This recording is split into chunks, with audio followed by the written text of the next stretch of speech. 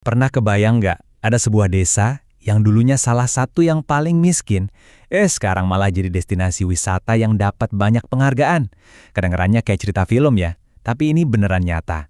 Hari ini kita bakal bongkar kisah transformasi desa Penting Sari yang luar biasa. Dan kita lihat resep rahasia di balik kesuksesan mereka. Oke, kita mulai dari awal banget ya. Coba dibayangin, sebuah dusun kecil di lereng Gunung Merapi. Akses jalannya susah, lapangan kerja juga minim, dan kebanyakan warganya adalah petani sederhana. Nah, kurang lebih kayak gitulah potret Penting Sari puluhan tahun yang lalu. Gambaran kehidupan yang serba terbatas. Dan coba lihat sekarang. Dari dusun yang terpencil, sekarang jadi tujuan wisata yang rame banget. Bahkan nawarin petualangan seru kayak tur lava Merapi. Perubahannya ini gila-gilaan sih, bener-bener sebuah lompatan yang sangat drastis dan pastinya inspiratif banget. Nah, ini dia pertanyaan intinya. Gimana caranya? Gimana caranya mereka bisa berubah sedrastis itu? Apalagi mereka nggak bangun resor mewah atau semacamnya loh. Mereka murni cuma pakai apa yang udah ada di depan mata mereka. Penasaran kan? Yuk kita selami bareng-bareng resep rahasia mereka. Jadi, fondasi dari semua transformasi ini ternyata adalah sebuah ide yang kelihatannya sederhana, tapi cerdas banget, yaitu menjadikan kehidupan sehari-hari sebagai atraksi utamanya. Jadi, mereka tuh nggak bikin-bikin sesuatu yang artifisial. Nggak. Sebaliknya, mereka justru membuka pintu rumah dan kehidupan mereka untuk para wisatawan. Inilah esensi dari konsep desa wisata. Mereka sadar kalau keaslian budaya dan kearifan lokal yang mereka punya, itu adalah harta karun. Dan kuncinya adalah partisipasi. Jadi kalau Anda ke sana, Anda nggak cuma jadi penonton, Anda jadi bagian dari komunitas.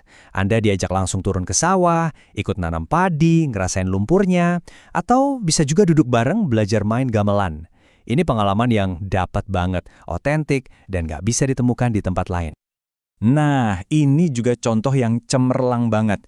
Keahlian membuat wayang dari rumput, sesuatu yang buat warga lokal mungkin dianggap biasa aja, tapi buat para pengunjung, wah, ini jadi pengalaman yang super unik dan berkesan.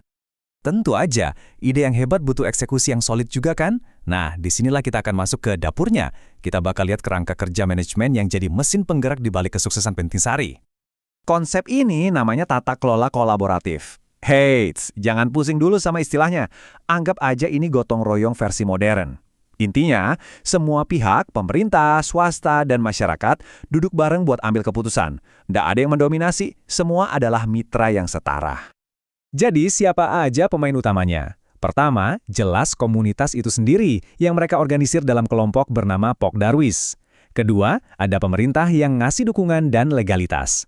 Dan ketiga, ada sektor swasta, mulai dari pedagang kecil sampai pihak bank.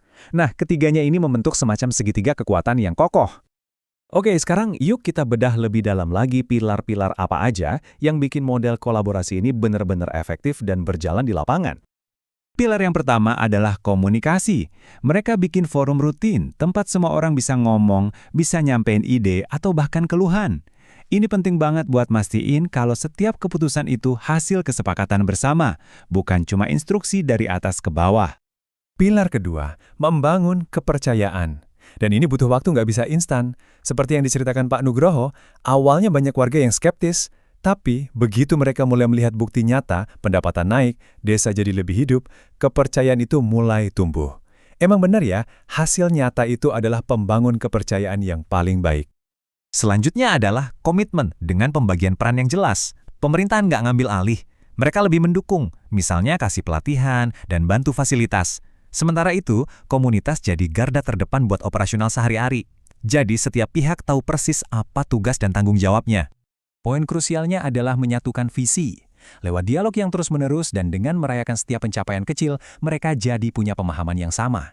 Mereka punya tujuan bersama, yaitu pariwisata berkelanjutan yang bisa menyejahterakan seluruh komunitas. Oke, kita udah ngomongin prosesnya. Sekarang kita bicara soal hasilnya, dampak nyatanya. Nah, angka yang Anda lihat ini, 29,2%, ini angka yang sangat-sangat penting. Angka tadi tuh nunjukin dampak positif pariwisata ke ekonomi lokal. Dan yang menarik banget di sini adalah gimana pariwisata itu nggak menggantikan pekerjaan tradisional, tapi justru melengkapinya. Coba lihat grafiknya. Petani tetap jadi profesi utama, tapi sekarang mereka punya sumber pendapatan tambahan yang solid. Inilah yang bikin ekonomi lokal jadi lebih kuat. Dan manfaatnya ini benar-benar konkret. Setiap rumah yang dijadiin homestay dapat penghasilan langsung. Setiap pengrajin yang jual produk lokalnya, kayak keripik jamur yang enak ini, juga ngerasain dampaknya. Jadi keberhasilannya itu nggak terpusat, tapi tersebar merata ke seluruh komunitas. Jadi, setelah kita lihat perjalanan mereka dari nol sampai sesukses sekarang, apa sih pelajaran utama yang bisa kita petik dari kisah Desa Penting Sari ini? Ada beberapa poin kunci di sini. Pertama, kekuatan itu harus ada di tangan komunitas.